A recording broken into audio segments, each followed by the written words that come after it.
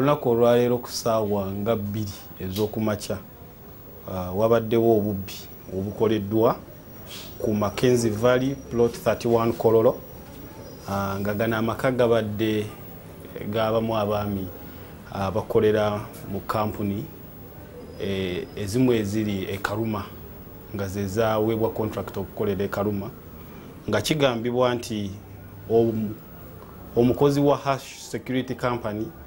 agambibwa okuba nti yabadde akuuma amaka ago ate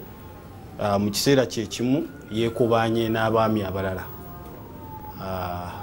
abatannategeerekeka muwendo ne bakola obulumbaganyi ku gano amaka ne babba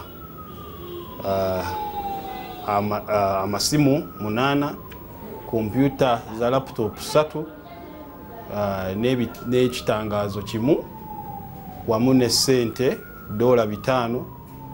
n'obukadde bwa siringi za Uganda 8. Poliisi yategeezeddwako obunambiro naye we tugenza otutuukira ng'abamu ku bo batandise okulaba nti badduka naye tukutte omwami omu